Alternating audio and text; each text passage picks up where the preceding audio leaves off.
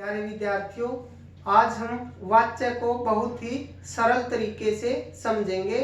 वाच्य का अर्थ होता है बोलने का विषय, अर्थात क्रिया जब वाक्य का निर्माण करती है या वाक्य का विधान करती है तो उसका केंद्र बिंदु कर्ता, कर्म या क्रिया इनमें से कोई एक होता है।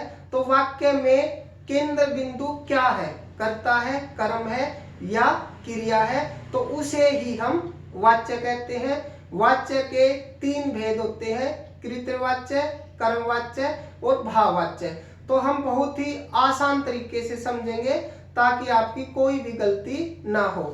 कृतवाच्य में कर्ता की प्रधानता होती है, तो इस कारण कर्ता का होना जरूरी है।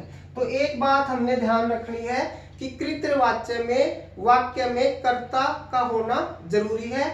दूसरी बात हमने ध्यान रखनी है कि कर्ता विभक्ति रहित होगा, या तो कर्ता विभक्ति रहित होगा या ने का प्रयोग होगा, अर्थात कर्ता के साथ या तो कोई भी विभक्ति नहीं लगेगी। जैसे वह फुटबॉल खेल रहा है, तो फुटबॉल खेलने का काम किसने किया? वह, तो वह करता है, इसके साथ कोई विभक्ति नहीं है।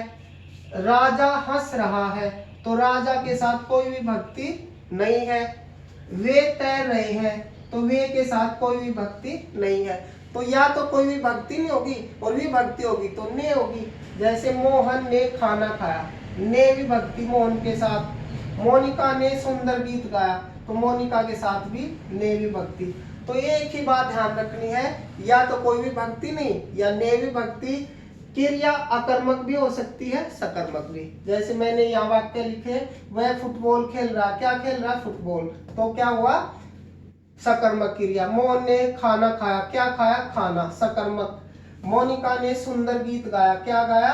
सुंदर गीत, तो ये सकर्मक क्रिया है। राजा हंस रहा है, वे तैर रहे हैं, ये अकर्मक क्रिया है। तो हमने मुख्य बात ये समझनी है। दूसरा, कर्मवाच्य में कर्म की प्रधानता होती है। इसमें कर्ता का लोप हो सकता है, कि वाक्य में हो सकता है कि कर्ता ना हो। जैसे पेड़ कटवा दिए गए, तो पेड़ काटने का काम किसने किया? कर्ता लुप्त है। दवाई दे दी गई, दवाई किसने दी?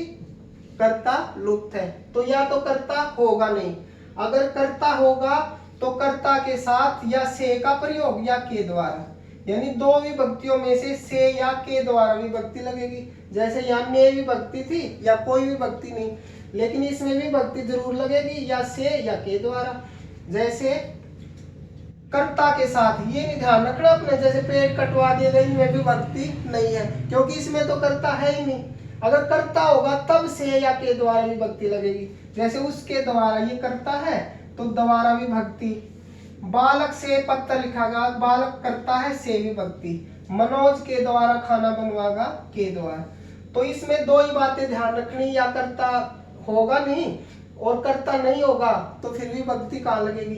अगर कर्ता होगा तो से या के द्वारा विभक्ति लगेगी और सकर्मक क्रिया होगी। ठीक है। भाववाच्य में भी कर्ता का लोप हो सकता है। जैसे चलो सोया जाए, कौन सोए? कर्ता इसमें लुप्त है। अब चला नहीं जाता, किससे चला नहीं जाता? कर्ता लुप्त है। लेकिन दोनों में क्या फर्क है? ये सकर्मक क्रिया और ये अकर्मक क्रिया। इसमें भी कर्ता का लोप हो सकता है, इसमें भी कर्ता के साथ से या के द्वारा विभक्ति, इसमें भी। तो विभक्तियों में भी कोई अंतर नहीं, केवल अकर्मक और सकर्मक में अंतर है। मुझसे चला नहीं जाता, तो चला नहीं जाता ये क्या है? अकर्मक क्रिया है, तो कर्ता के साथ से विभक्ति। बच्चों के द्वारा दौड़ा गया, दौड़ना क्या है? अकर्मक क्रिया, तो के द्वारा का प्रयोग है। मोहन से गर्मी में बैठा नहीं जाता, तो बैठा नहीं जाता अकर्मक क्रिया है, तो कर्ता के साथ से का प्रयोग। तो अब मुख्य रूप से आपने ध्यान रखना है, कृतवाच्य में कर्ता का होना अनिवार्य है, या तो कोई विभक्ति नहीं होगी उसके साथ या ने विभक्ति होगी। क्रिया अकर्मक भी हो सकती है, सकर्मक भी। कर्मवाच्य में कर्ता लोप हो सकता कर्ता का, अगर कर्ता होगा तो उसके साथ से या के द्वारा विभक्ति और सकर्मक क्रिया होगी। और भाववाच्य में भी कर्ता का लोप होगा, अगर कर्ता होगा तो उसके साथ से या के द्वारा का प्रयोग। लेकिन इस दोनों में क्या अंतर है, यहाँ अकर्मक क्रिया और यहाँ सकर्मक क्रिया, ये ध्यान रखना।